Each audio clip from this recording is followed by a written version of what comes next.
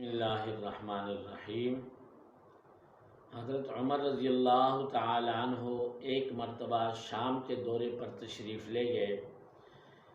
Homs کے سربراہ بڑے بڑے لوگوں سے ملاقات کی اور فرمایا کہ تم اپنے علاقے کے فقراء اور مساکین کی فہرست تیار کر کے جلد مجھے پہنچا دو، میں بیت المال سے ان کے لیے وظیفہ مقرر کر دوں گا۔ جب انہوں نے فہرست بنائی تو فہرست کے اندر سب سے پہلا نام جو تھا وہ سعید بن عامر کا نام تھا۔ آپ نے ان سے پوچھا کہ یہ سعید بن عامر کون ہے؟ تو انہوں نے کہا کہ یہ ہمارا گورنر ہے۔ تو حضرت عمر رضی اللہ تعالی عنہ نے کہا کہ آپ کا گورنر ہے تو وہ کیسے فقیر، غریب اور مسکین ہو سکتا ہے؟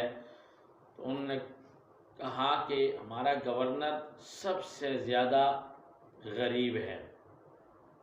حضرت عمر رضی اللہ تعالی عنہ نے فرمایا کہ سرکاری خزانے سے ان کو تنخواہ ملتی ہے، وہ کیسے غریب ہو سکتا ہے؟ تو لوگوں نے کہا کہ جو انہیں تنخواہ ملتی ہے وہ فقراء اور مساکین پر خرچ کر دیتے ہیں، اپنی ضروریات کے لیے بالکل نہیں چھوڑتے۔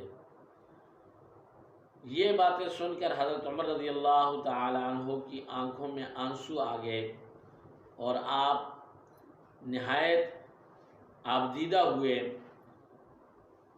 اور ایک قاصد کو خط لکھا اور ساتھ میں ایک تھیلی 1000 دینار کی اسے دی اور کہا کہ یہ لے جاؤ اور سعید بن عامر کو دو اور اس سے کہنا کہ یہ اپنی ذاتی ضروریات پر یہ خرچ کرنے ہیں اور یہ امیر المومنین کی طرف سے آپ کے لیے ہیں۔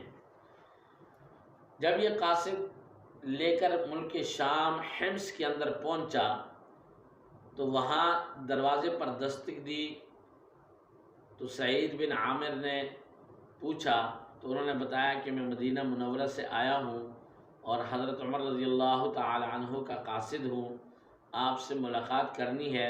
تو جلدی جلدی انہوں نے کپڑا لگایا اور اپنی بیوی کو پردے کے اندر بھیج دیا اور اس سے کہا کہ مدینہ سے قاصد آیا ہے، مہمان کا اکرام بہت ضروری ہے، لہٰذا اس کے اکرام کے لیے کچھ کھانا وغیرہ تیار کرو۔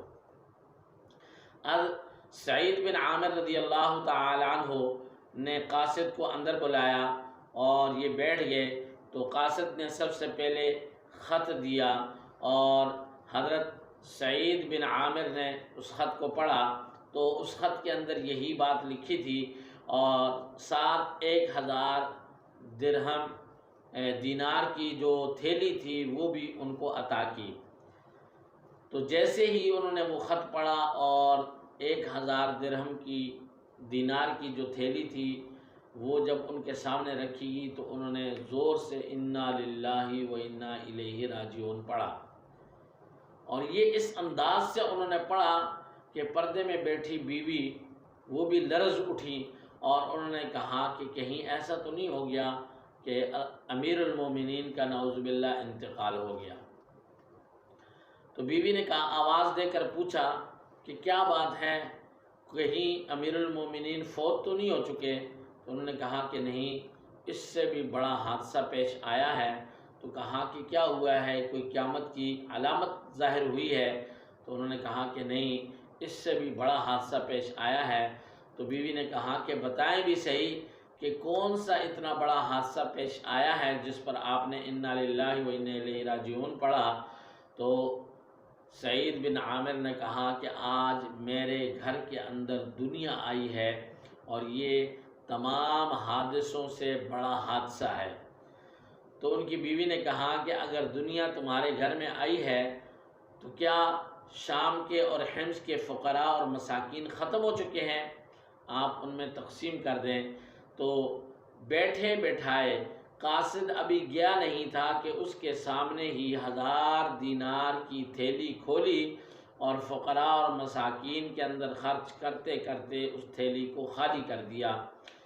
اس طریقے سے حضرت عمر رضی اللہ تعالی عنہ کے یہ گورنر جو حضرت سعید بن عامر تھے، انہوں نے اپنا زہد اور تقوی اور قاصد کے سامنے سب کچھ وہ جو ان کی ذاتی ضروریات پر خرچ کرنے کے لیے بھیجا تھا اس کو بھی خرچ کر دیا اور اپنے دل کو اطمینان دیا۔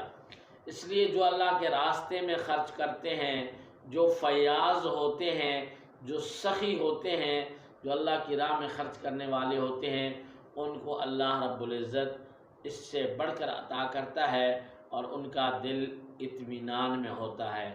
اللہ جل شانہ مجھے آپ سب کو سعید بن عامر کے نقش قدم پر چلنے کی توفیق نصیب فرمائے۔